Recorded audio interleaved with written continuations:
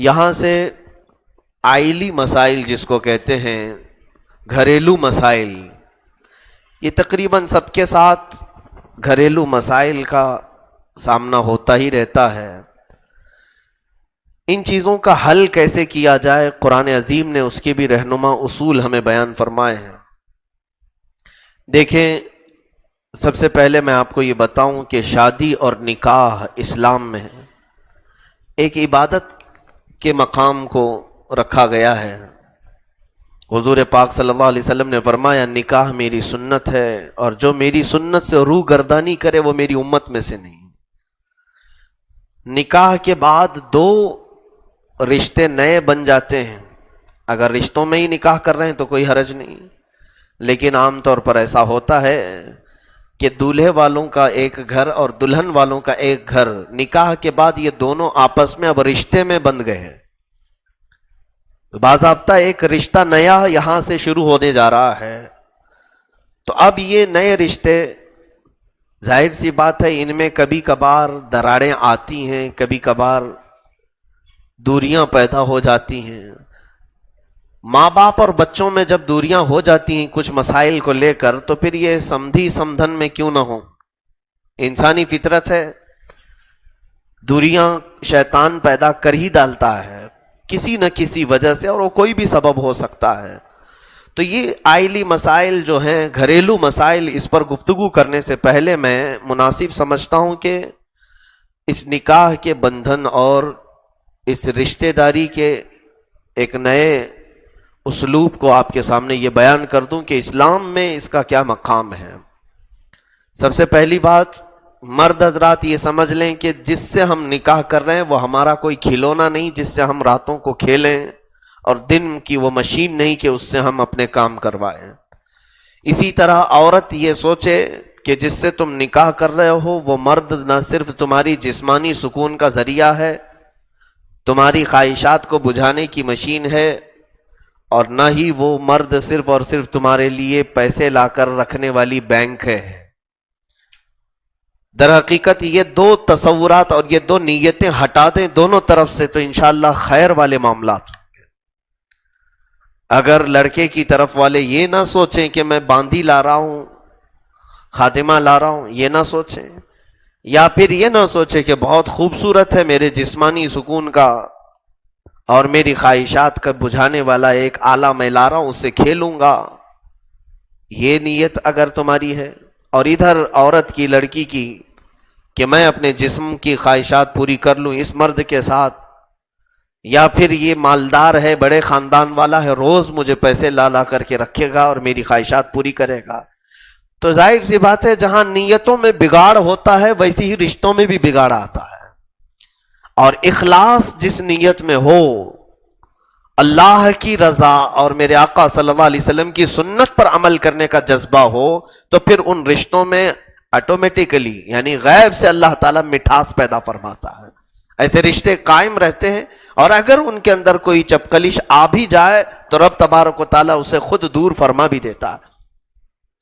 تو سب سے پہلی چیز یہاں نیتوں کی سدھار کی ضرورت ہے کہ رشتوں میں اس چیز کو ملحوظ نہ رکھو کہ مرد یہ نہ سوچے کہ میں جس کو لا رہا ہوں وہ فلاں فلاں اس طرح کے ہوں، بلکہ یہ سوچے کہ میں جس سے نکاح کر رہا ہوں اللہ کا حکم ہے اور میرے آقا صلی اللہ علیہ وسلم کا فرمان ہے، اس لیے میں نکاح کر رہا ہوں، اور میں اپنی شرمگاہ کی حفاظت چاہتا ہوں، اور یقیناً اللہ تمہیں حفاظت عطا بھی کرے گا۔ میرے استاد گرامی نے فرمایا تھا کہ نکاح سے پہلے ہر نوجوان اگر یہ نیت کر لے کہ میں نکاح کے ذریعے سے تحسین فرج چاہتا ہوں، تحسین فرج کہتے ہیں گناہوں سے بچنے کے لیے میں نکاح کر رہا ہوں، زناکاری میں نہ چلا جاؤں اس لیے نکاح کر رہا ہوں، تو اللہ تعالیٰ پوری زندگی اس کی اس نیت کی وجہ سے اسے گناہ سے بچائے گا، کیونکہ اس نے نیت اچھی کی ہے، اسے اس برے گناہ سے اللہ تعالیٰ محفوظ رکھے گا۔ تو نکاح ایک عظیم چیز ہے اسلام میں، یہ گڈے گڑی کا کھیل نہیں ہے کہ آج صبح کی اور شام میں توڑ دیے، پھر تم اپنی جگہ پر ہم اپنی جگہ پر، اس کو ہلکے میں نہ لیا جائے۔ اور یورپ میں اور بہت سارے ماڈرن کنٹریز جو ویسٹرن کلچر وہاں پر نکاح کی آج کوئی اہمیت نہیں، بلکہ ان کے ہاں چلتا پھرتا ایک کھیل ہے، صبح نکاح کر لو، اگر نہ جمے تو شام میں ٹوٹ جاؤ، الگ ہو جاؤ۔ بسا اوقات تو وہاں سنا ہے کہ 2 بچے ہو جاتے ہیں پھر بھی نکاح نہیں ہوتا، بعد میں آپس میں طے کر لیتے ہیں اب ہم کو نکاح کر لینا چاہیے، بہت دن ہو گئے۔ یہ ہے معاملات۔ تو نکاح کا کوئی وہاں پر خاص مقام نہیں ہے، لیکن اسلام میں نکاح کی اوپر بہت زیادہ اہمیت دی گئی۔ اس کی وجہ یہ ہے کہ یہ نکاح کے ذریعے سے ہی ہماری نسلوں کی حفاظت ہے۔ اگر نکاح کا یہ طریقہ نہ رہتا تو آج آپ کس کی اولاد ہے یہ پتہ ہی نہیں چلتا، تمہارا نسب ہی محفوظ نہیں رہتا۔ نسب کیسے محفوظ رہے گا؟ آج آپ کے ایک باپ ہونے پر آپ کو فخر ہے، وہ اس لیے کہ نکاح کے ذریعے سے آپ دنیا میں آئے۔ نکاح کا بندھن نہ ہوتا تو تمہیں اپنے ایک باپ کا یقین بھی نہیں ہوتا، پتہ نہیں کتنے باپ ہوں گے، کیونکہ نکاح ہوا ہی نہیں ہے۔ تو یہ نسب کی حفاظت اسلام میں بہت ضروری ہے، جس کی وجہ سے نکاح کو اتنی اہمیت دی گئی۔ میرے عزیزو، اب نکاح کو آسان کر لیں تاکہ بعد کے خرافات سے محفوظ ہو جائیں۔ اب دیکھیں، جس آیت پر مجھے آج گفتگو کرنی ہے یہ آخری مقام ہے، شروع کی باتوں کو یہاں پر نہیں ہے، یہ اس وقت کے متعلق آیت میں آیا ہے۔ دیکھیں آیت کا ترجمہ بھی آپ نے سنا، اللہ فرما رہا ہے اگر میاں بیوی میں جھگڑے ہو جائیں، وَإِنْ خِفْتُمْ شِقَاقَ بَيْنِهِمَا، اگر تم کو میاں بیوی کے جھگڑے کا خوف ہو، بیوی بھی جھگڑ رہی ہے، شوہر بھی جھگڑ رہا ہے، دونوں میں نبھ نہیں پا رہی ہے، تو یہ بعد کا مسئلہ ہے نا، اس سے پہلے بھی تو کچھ چیزیں ہیں، وہ سنو پہلے جھگڑے کی نوبت آئی کیوں، یہ سبب کیوں بنا، اس پر میں تھوڑی سی گفتگو کروں گا۔ یہ اللہ تعالیٰ نے حل بیان فرمایا یہاں پر۔ رب تبارک و تعالیٰ قادر مطلق ہے، وہ بندوں کی فطرتوں سے بہت خوب واقف ہے۔ رب تعالیٰ نے یہ فرمایا کہ اگر جھگڑے کا اندیشہ ہو تو دونوں طرف کے ایک ایک پنچ کو بٹھاؤ، فیصلہ بھی شوہر بیوی آپس میں کرنے مت بیٹھ جاؤ، پھر وہ ہوگا کہ ادھر کینچی چلتی رہے گی اور ادھر ہتھوڑا چلتا ہی رہے گا، کوئی خاموش نہیں ہوں گے، دونوں اپنا اپنا پاور بتائیں گے اور پھر طلاق تک کی نوبت آ جائے گی۔ اس لیے اللہ رب العزت نے جو یہاں فرمایا کہ دونوں کی طرف سے صلح کرانے والے کوئی جائیں اور وہ آپس میں بیٹھ کر کے صلح کرائیں، ان کو حکم یہاں کہا گیا ہے قرآن میں۔ حکم جو ثالثی کروائے، یعنی دونوں کے معاملات کو بیٹھ کر کے سلجھائے، اس کو حکم کہا گیا ہے۔ لیکن اس سے پہلے کی یہ تمام چیزیں، وجوہات کیا ہیں، اسباب کیا ہیں، یہ جھگڑے ہو کیوں گئے؟ دیکھیں اس کی 2 صورتیں ہو سکتی ہیں۔ جھگڑے کی وجوہات کبھی کبھار انسانی فطرت کی وجہ سے، انسانی فطرت ہے ہی جھگڑالو، کیونکہ رب تعالیٰ نے قرآن میں اس کے متعلق فرمایا نہایت ہی جھگڑالو ہے، جلد باز ہے، انہ کان ظلوما جہولا، انجان بھی ہے اور جھگڑالو بھی ہے، عجولا ایک جگہ فرمایا اللہ نے کہ جلد باز ہے۔ تو یہ فطرت کی وجہ سے کبھی کبھار وہ جھگڑے ہوتے ہیں جس کو ہم کہتے ہیں چھٹ پٹ، یعنی جو گھر میں چلتی رہتی ہے، چھوٹی موٹی چیزیں ہو گئی۔ مثال کے طور پر شوہر کو روٹی چاہیے تھا، عورت نے روٹی نہیں بنائی، صرف چاول بنایا، یہاں پر جو جھگڑے ہوئے ہیں یہ بہت بڑے جھگڑے نہیں ہیں، اس کو گھریلو چھٹ پٹ جو چھوٹی چھوٹی چیزیں، یہ اسباب یہ سب کے گھر میں تقریباً ہوں گے۔ مرد کو ٹھنڈا پانی چاہیے، عورت کو گرم پانی چاہیے، 2 طبیعتیں یا ملنا ہے نا، وہ الگ ذریعے سے پیدا ہوئی ہے اور تم الگ پیدا ہوئے ہو، اور دونوں کو ایک جگہ رکھا گیا ہے۔ طبیعتوں کا اور فطرتوں کے ملنے میں وقت بھی لگ سکتا ہے، وہ خوش نصیب ہوں گے جو ایک ہی طرح کے پیدا ہو گئے، دونوں بھی کم ہوتا ہے اسے۔ دونوں کی طبیعتوں کا، مزاج کا مل جانا ایک وقت درکار ہے اسے۔ تو اب ان معاملات کو لے کر کے جو جھگڑے ہوتے ہیں، شوہر کو جلدی سونا ہے، عورت کو لیٹ میں سونا ہے، یہ بھی ہے۔ شوہر کو سفید پسند ہے، عورت کو کالا پسند ہے، یہ الگ ہیں، اس کو کہتے ہیں یہ نظریاتی اختلافات۔ یہ زیادہ دن تک جھگڑے نہیں ہو سکتے، ان معاملات کو لے کر زیادہ دن تک نہیں ہو سکتے، کیونکہ ان تمام چیزوں کو اللہ رب العزت غیب سے خود ہی سلجھاتا ہے، پھر دونوں کے دلوں میں محبت پیدا فرماتا ہے۔ یہ شیطان کرواتا ہے اور اللہ صلح کرواتا ہے. یہ چیزیں روزمرہ کی ہو سکتی ہیں، لیکن جو بڑی وجوہات ہیں، جو بڑے اسباب ہیں، جس میں بہت شدت کے جھگڑے ہو جاتے ہیں، اس کی وجوہات شادی سے پہلے اور نکاح سے پہلے کی نیتیں ہیں. مثال کے طور پر جہیز کا مانگنا ایک دوسرے کے لیے، یعنی مرد نے اتنے مطالبے کیے تھے یا مرد کے گھر والوں نے اتنی خواہشیں کی تھی، عورت اتنے نہیں لا سکی، ایکسپیکٹیشن بہت زیادہ تھے اور وہ اتنے نہیں لا سکی. یہاں جو جھگڑے ہوں گے وہ روٹی نمک کے جھگڑے کی طرح نہیں ہوں گے. ابھی یہ جھگڑے اب بہت لمبائی اختیار کر جاتے ہیں، کیونکہ یہ جھگڑے شروع ہوئے ہیں حرام کی بنیاد پر. اسے اس طرح کا طلب کرنا جائز نہیں تھا، حرام کی بنیاد پر اس نے مطالبہ کیا تھا، اور اس پر جو جھگڑے ہوئے وہ بہت دور تک جاتے ہیں. اس کے علاوہ مرد کو جو چیز پسند تھی اسے فقط اس کا رنگ چاہیے تھا. یہ شادی سے پہلے کی باتیں میں کہہ رہا ہوں. فقط اس کی خوبصورتی چاہیے تھی. میرے عزیزو، یہ غازہ ہے، یہ جوانی کا رنگ کبھی بھی نکل جاتا ہے، یہ دیر پا نہیں ہے. اور جس کو ایسا لگتا تھا کہ یہ بالکل حسینہ ہے، جمیلہ ہے، بہت خوبصورت ہے، اس لیے نکاح کر لیا، لیکن اچانک شادی کے چند دنوں کے بعد بیمار ہو گئی، کچھ نہ کچھ ہو گیا، رنگ پھیکا پڑ گیا اور اس کا دل اٹھ گیا. اب روز کے جھگڑے شروع کر دیا. کیوں؟ یہاں اس کی نیت صحیح نہیں تھی. فقط ظاہری حسن کو دیکھ کر کے جس نے نکاح کیا، میرے آقا صلی اللہ علیہ وسلم نے فرمایا حدیث پاک میں کہ ان قریب اللہ اسے فتنے میں مبتلا کرے گا. وہ بھی حدیث سنا دیتا ہوں میں، پوری حدیث سن لے. میں نکاح کے وقت اکثر یہ حدیث بیان کرتا ہوں کہ ہر آدمی جو کسی سے نکاح کرتا ہے اس کے 4 مقصد ہوتے ہیں. 4 میں سے کوئی ایک مقصد ضرور ہوتا ہے. 4 میں سے کوئی ایک مقصد ضرور ہوتا ہے. شادی شدہ لوگ وہ اپنے دامن میں جھانک کر کے دیکھ لیں میرا 4 میں سے کون سا تھا، یا جو نئے ہیں وہ ابھی سے اصلاح کر لیں کہ 4 میں سے مجھے کیا کرنا ہے. توجہ سے سنیں، میرے آقا صلی اللہ علیہ وسلم نے فرمایا مرد کسی عورت سے نکاح کرتا ہے تو پہلا مقصد یا تو وہ بہت خوبصورت ہوگی اس لیے نکاح کر رہا ہے، خوبصورت ہے اس لیے نکاح کر رہا ہے. دوسرا سبب یا تو وہ بہت بڑی مالدار ہے یا مالدار کی بیٹی ہے اس لیے نکاح کر رہا ہے، مال والی. تیسرا سبب بڑے خاندان کی ہے اس لیے نکاح کر رہا ہے تاکہ اس کے خاندان سے جڑ جاؤں تو میرا بھی نام بڑا ہو جائے گا. ہاں، یعنی گھر جمائی بننے کے لیے. تو ان کا داماد بن جاؤں گا تو داماد کا بھی ایک اپنا اثر و رسوخ ہو جائے گا. 3 سبب ہو گئے، حسن و جمال کو دیکھ کر، یا مال کو دیکھ کر، یا اعلی خاندان کو دیکھ کر.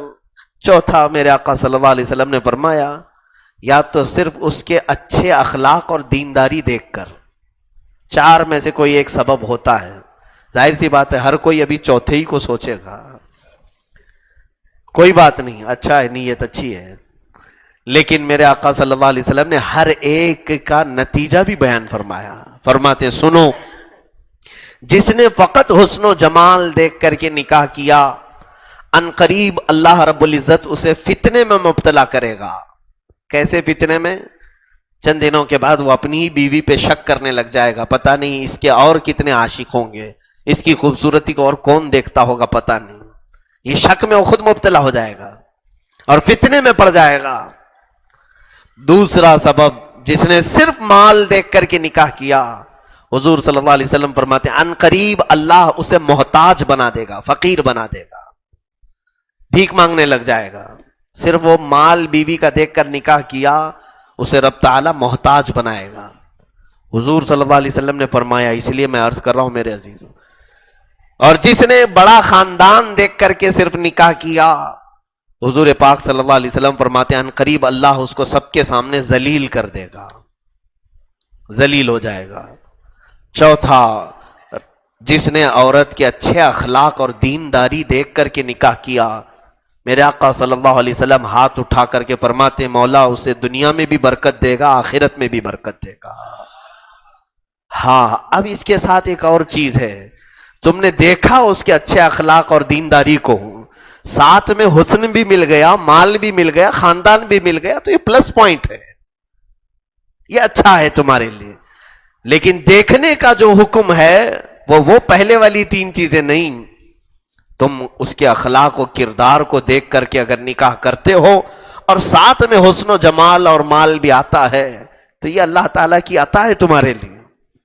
اور جس نے فقط یہ چیزیں دیکھی اور اس کا دین نہیں دیکھا، اسی لیے آج یہی تو ہو رہا ہے، رشتوں میں سب سے پہلے جا کر کے یہی چیزیں پوچھی جاتی ہیں کہ اس کو سلائی کڑھائی آتی ہے کہ نہیں آتی ہے.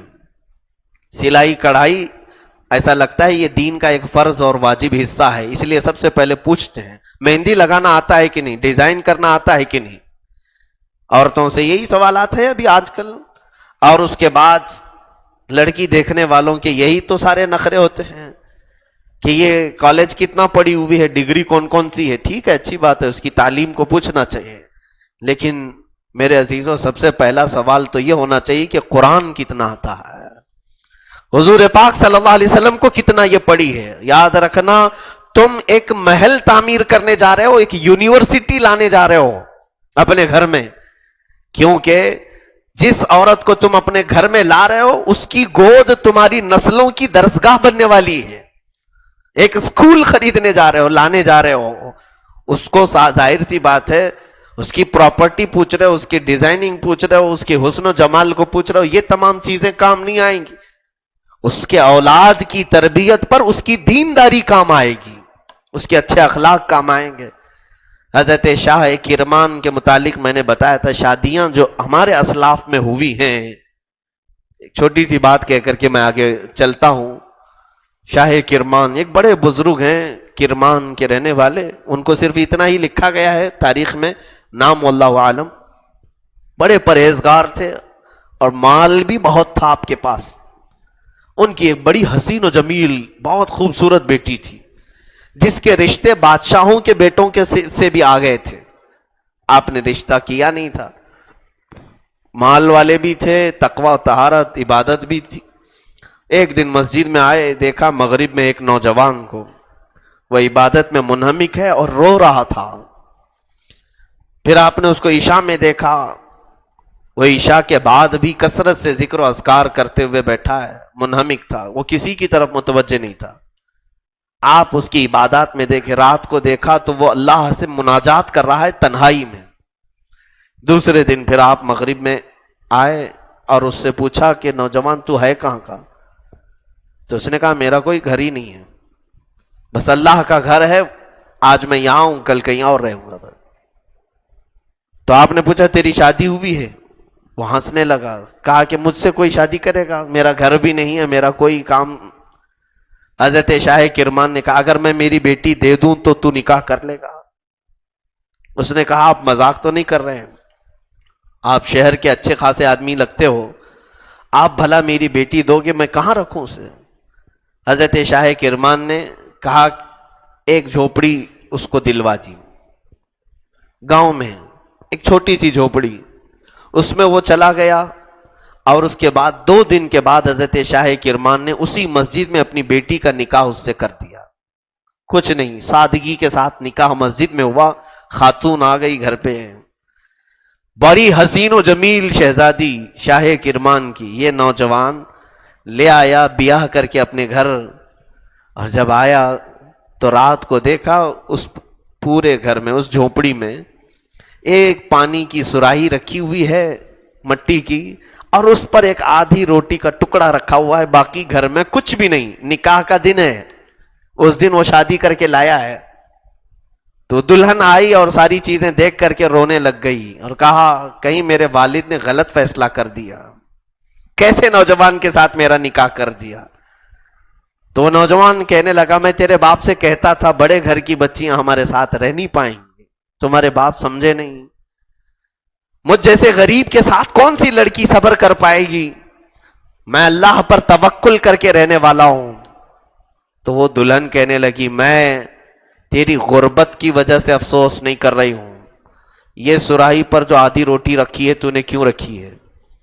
کہا میں صرف آدھی کھاتا ہوں اور آدھی کل کے لیے رکھتا ہوں. اس خاتون نے کہا یہی تو مجھے افسوس ہے، تو اللہ پر بھروسہ کرنے والا ہوتا تو یہ آدھی کل کے لیے نہ بچاتا، جو آج آدھی کھلایا ہے کل بھی آدھی کھلائے گا۔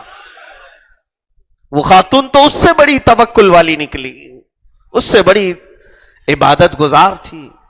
اس نوجوان کی زندگی میں وہ خاتون آئی۔ یہ ہمارے اسلاف اولیاء کاملین کے نکاح کے طریقے ہوتے تھے، اور انہی لوگوں کی گود سے کوئی زمانے کا غوث پیدا ہوتا، کوئی قطب پیدا ہوتا۔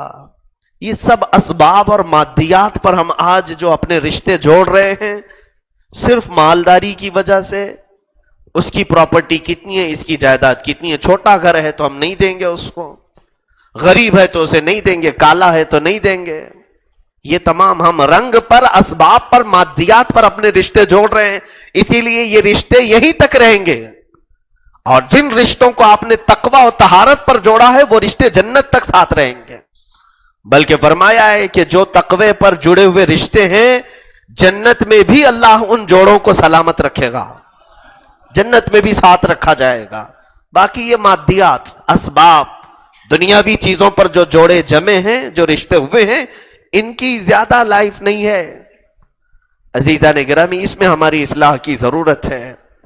بہرحال اب جو جھگڑوں کی نوبت آ ہی گئی گھروں میں، اس کے اسباب بہت ہو سکتے ہیں۔ سب سے بڑا سبب شادی سے پہلے کی خراب نیتیں، شادی سے پہلے کے بڑے بڑے ایکسپیکٹیشن دونوں طرف سے ہو سکتے ہیں۔ میں دونوں طرفین کی بات کر رہا ہوں، مرد والوں کو بھی اور عورت والوں کو بھی، دولہے کے گھر والے اور دلہن کے گھر والے، دونوں کو۔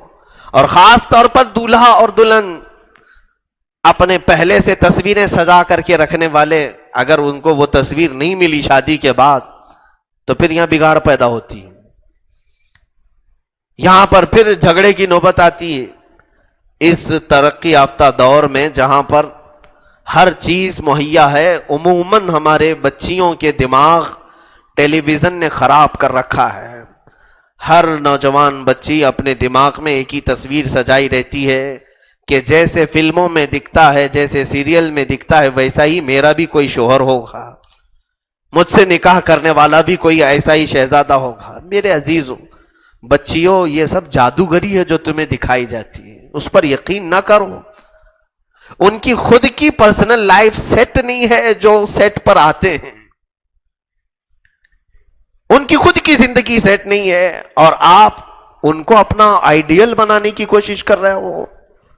کاش بچیاں یہ سوچتی کہ اللہ رب العزت مجھے ایسا شوہر عطا کرے جو حیدر کرار کا غلام ہو، اور مجھے اپنے گھر میں فاطمہ زہرا کی طرح رکھے۔ یہ تصورات سجاؤ، اور یقیناً اللہ تمہاری نیتوں کو دیکھ رہا ہے اور تمہیں وہ عطا بھی کرے گا۔ تمہیں خوب محبت کرنے والا شوہر دے گا، تمہارے ہر چیز کا خیال رکھنے والا شوہر تمہیں دے گا۔ محض یہ تصاویر کو جو جن لوگوں نے سجا کر رکھا ہے وہ شیطانی خیالات ہیں، شیطانی افکار ہیں۔ سوشل میڈیا نے تباہ کر کے رکھا ہے، برباد کر کے رکھا ہے نوجوانوں کی زندگی کو۔ ہوتا کیا ہے آپ دیکھ رہے ہیں، لڑکے پوری ایسی ایسی لڑکیوں کی تصویریں اپنے ساتھ رکھیں، ان کا دماغ صرف انہی چند تصویروں پر چلتا ہے کہ مجھے دلہن ملے تو ایسی ملے، دلہن ملے تو ایسی ملے۔ تو یہ تمام تصورات تم سجا کر کے رکھے ہو، اور لڑکیاں اپنے لیے چند چہرے بنا کر کے رکھی، مجھے دولہا ملے تو ایسا ملے، دولہا ملے تو ایسا ملے۔ وہ چند لوگ سب کے لیے تو نہیں ہوں گے، اسی لیے بہت زیادہ بڑے بڑے جو ایکسپیکٹیشن بنا کر کے رکھتے ہیں، بعد میں ہوتا یہ ہے بیچارہ کچھ، اب لڑکوں کی بات میں کروں، وہ شہزادی ڈھونڈ رہا ہے، شہزادی ڈھونڈ رہا ہے، ملی ہی نہیں، عمر گھٹتی چلی گئی، اور کئی کو اس نے ریجیکٹ کر دیا، نہیں یہ میرے خوابوں کی شہزادی نہیں ہے، یہ جو میں دماغ میں سجا کر کے رکھا ہوں وہ ہے نہیں۔ اس نے ایک آن بھی ان بچیوں کے اخلاق و کردار کے بارے میں نہ پوچھا نہ دیکھا، فوٹو دیکھا ریجیکٹ کیا، فوٹو دیکھا ختم کیا۔ وقت یہاں تک آ پہنچا، اللہ کو یہ ناپسند کام ہے، رب تعالیٰ کے بارگاہ میں یہ ناپسندیدہ عمل ہے۔ عمر ڈھلتی گئی، گھٹتی گئی، اب لوگ تانے مارنے لگے کہ کیا ہو گیا، ابھی تک شادی کیوں نہیں ہوتی تمہاری؟ تو بیچارہ بعد میں جا کر کے کسی لنگور کو لایا، مجبور تھا اسی لیے لنگور آ گئی۔ پھر یہی اس کے جھگڑے کا سبب بن گئے. روزانہ کسی غریب کو لا کر کے اب اس کے ساتھ تماشا کرنا، جھگڑے کرنا، فسادات کرنا. میرے عزیزو، اسی کو طول عمل کہا ہے بزرگوں نے کہ لمبی لمبی نیتیں بنا کر کے رکھنے والے کو ہاتھ میں کچھ آتا نہیں تو پھر وہ چڑچڑا ہوتا ہے اور بہت زیادہ فسادی بن جاتا ہے. لڑکیاں بھی کم سے کم کی توقع رکھو، اللہ زیادہ دے دے تو پھر تمہیں خوشیاں زندگی میں بہت آ جائیں گی، بہت آ جائیں گی. صبر اور قناعت کے ساتھ رشتوں کو جوڑو، پھر دیکھیں آپ کی زندگی پر لطف ہو جائے گی، بہت ہی لطف اندوز بھی ہوگی. تو یہ فسادات کی جڑ ہیں نیتیں، خراب نیتیں. ہٹاؤ. نوجوانوں سے بھی میں گزارش کروں گا، تمہارے لیے اللہ نے یہ حلال نہیں فرمایا چاہے وہ تصویر میں ہی لڑکی کو دیکھنا ہو. آپ یہ سوچتے ہوں گے میں نظریں تو نہیں مار رہا لڑکیوں کو، لیکن اگر موبائل وغیرہ کے ذریعے سے تم اجنبی عورتوں کی تصویروں کو سجا رکھے ہو، یہ بھی حرام کاری ہے. ہر نظر پر تمہیں ایک حرام کا گناہ ہوگا، ہر نظر پر. یہ تمام چیزیں تمہارے اخلاق نہیں ہیں. اسی طرح عورتوں کے لیے بھی جس طرح سے کسی مرد کو دیکھنا ان کے لیے اجنبی مرد کو حرام ہے، اسی طرح اس کی تصویروں سے لطف اٹھانا بھی حرام ہے. یہ تمہارے فساد کی جڑ بن جائیں گے، بعد میں فساد کی جڑ بن جائیں گے. ایسے گھر ٹوٹتے ہوئے بھی ہم نے دیکھے. شادی ہو گئی، رشتہ صحیح سلامت چل رہا تھا، لیکن لڑکی کے موبائل سے بہت سارے فوٹو نکلے، شوہر کو وہیں سے شک شروع ہو گیا. کیوں شک ہوا؟ حالانکہ اس لڑکی کے کوئی تعلقات نہیں تھے، لیکن بس تصویریں تھی کچھ مردوں کی، محض دیکھنے کے لیے رکھا. لیکن شیطان نے یہیں سے فساد کی جڑ شروع کر دی، بیج بو دیا، اور اس شوہر کے ساتھ اس کے تعلقات خراب ہونے شروع ہو گئے، یہاں تک کہ الگ ہونے کی نوبت آ گئی. یہ تمام اسباب پر توجہ دو، پہلے جھگڑے کی نوبت ہی نہ آئے اس سے پہلے کہ یہ جتنے اسباب ہیں یہ ختم کرو. اور جو مانگنے کے طریقے ہیں اس پر تو میں بار بار رد کر چکا ہوں. مرد حضرات جو مانگتے ہیں اس کے متعلق میں بار بار رد کیا ہوں اس منبر سے کہ جو مرد عورت کے گھر والوں سے مطالبہ کرتا ہے وہ دولہا نہیں ہے، وہ دلہن ہے. ضرورت کیا ہے؟ تم مرد ہو، اللہ نے تمہیں کمانے کی قوت عطا کی ہے، تمہیں اللہ رب العزت نے مردانگی عطا فرمائی، اپنے ہاتھوں سے کماؤ اور ایک صنف نازک کو اپنی کمائی ہوئی کھلاؤ. یہ بڑا ثواب کا کام ہے. ایک لقمہ اپنی بیوی کو کھلانا ایک صدقے کا ثواب ہے، اور یہاں الٹا اس کے منہ سے کھانا چاہ رہے ہیں، تم اس کے باپ سے منگوا رہے ہو، اور پھر پلس اس پر ایسا ٹارچر کہ واشنگ مشین نہیں آئی ہے، مکسر نہیں آئی ہے. معاذ اللہ رب العالمین. یو پی کے کچھ اخبارات میں نے یہ بھی دیکھا ہے، چھوٹی سی چیزوں کے لیے بارات واپس چلی گئی، چھوٹی چھوٹی چیزوں کے لیے. صرف واشنگ مشین جہیز میں نہیں تھا تو وہ بارات واپس چلی گئی. یہ تمام چیزیں رشتوں کی ہیں. اسی لیے میرے عزیزو ایسے لوگوں کو دلہن سے نکاح مت کرواؤ، واشنگ مشین سے ہی کرواؤ، تاکہ وہ دولہا اسی میں بیٹھ کر کے زندگی بھر گھومتا رہے. وہ کس سے نکاح کر رہا ہے؟ اللہ کی مخلوق سے کر رہا ہے، انسان سے کر رہا ہے، ایک دلہن سے کر رہا ہے. لیکن جن کے نظر فقط مال اور اسباب پر ہوتی ہے. اسی لیے مجھے ایک بات یاد آتی ہے الیگزینڈر کے متعلق. میں نے سنا تھا، پڑھا بھی تھا، بہت پہلے کی بات ہے. وہ دنیا فتح کرتے کرتے کرتے بہت آگے تک پہنچ گیا ایک بادشاہ کے متعلق، اور وہ ایک ملک میں پہنچا سب فتح کرنے کے لیے، لیکن وہاں پر اس کی چل نہ پائی. ایک عورت کی حکومت تھی، عورت نے قید کروا لیا، شکست دے دیا. جو بہت سارے ملک فتح کیا تھا اسے قید کروا دیا، اسے قید کروا کر کے اپنے ہاں طلب کیا، جیل میں ڈال دیا بادشاہ کو. سپاہی سب پکڑے گئے، مارے گئے. بادشاہ 2 دن تک قید میں تھا. تیسرے دن اس خاتون نے، وہ لیڈی جو حکمران تھی اس ملک کی، اس نے سونے کے سکے، چاندی کے سکے، جواہرات، موتیاں سب پلیٹ میں سجا کر کے لائی. 3 دن کے بھوکے بادشاہ کے پاس رکھی، لے کھا لے، بہت قیمتی چیزیں ہیں. اس کے سامنے برتن رکھا اور کہا کھا، بھوک لگی ہے 2 دن سے، کھا لے اس کو. کوئی کھا سکتا ہے؟ تو اس خاتون نے کہا تیرے پیٹ کو بجھانے کے لیے صرف ایک روٹی کافی ہے اور تو پوری دنیا کے لیے نکل پڑا ہے، پوری دنیا کے لوگوں پر اپنی کرسی سجا رہا ہے، تیرے پیٹ کی آگ بجھانے کے لیے صرف ایک روٹی کافی ہے۔ تو اس سے میں یہ بتانا چاہتا ہوں میرے عزیزو، تمہاری زندگی گزارنے کی جو اصل سبب ہے وہ تمہاری بیوی ہے، نہ کہ واشنگ مشین۔ وہ اگر صحیح سلامت تمہارے پاس آ گئی تو 1000 واشنگ مشینیں آتی رہیں گی، اور اگر وہی سلامت نہیں ہے تم چاہے جتنی مشینیں لاتے رہو سب ناکارہ ہی ہیں۔ میرے عزیزو یہ کون سا رواج ہے؟ یہ اسلامی رواج نہیں۔ عورت کے گھر سے مطالبہ کرنا، عورت کے گھر سے یعنی نیچ قسم کو یہ شمار کیا گیا ہے، جو نیچے درجے کے لوگ ہوتے ہیں وہ اس طرح عورتوں کا مال کھاتے ہیں اور عورتوں سے مطالبہ کرتے ہیں۔ ہرگز آپ میں سے کوئی بھی نوجوان، میں کہتا ہوں وہ نوجوان سب سے بڑا بہادر ہے ہماری قوم کا جس نے اپنے نکاح میں کوئی مطالبہ نہیں کیا اور اپنی عورت کے گھر والوں سے کسی بھی چیز کی خواہش نہیں کی سوائے نیک بیوی کے۔ دیکھنا اللہ تعالیٰ اسے جنتی مال و اسباب سے بھر دے گا، اس کی زندگی بھر جائے گی۔ نیت یہ کرو نوجوانوں سے میری یہی گزارش، تاکہ جھگڑے اور فسادات کی نوبت نہ آئے۔ ہمارے ہاں ہوتا ہے خلا کے جو مسائل آتے ہیں تو پھر ہم سنتے ہیں تم نے اس کو کیا دیا تھا، اس نے تم کو کیا دیا تھا، پھر اسی بدلے پر کس نے کتنے تھپڑ دیے تھے وہ بھی نکلتے ہیں ساری چیزیں۔ یہ اسباب پر، یہ مادیات کی بنیاد پر جو رشتے جوڑے جاتے ہیں میرے عزیزو،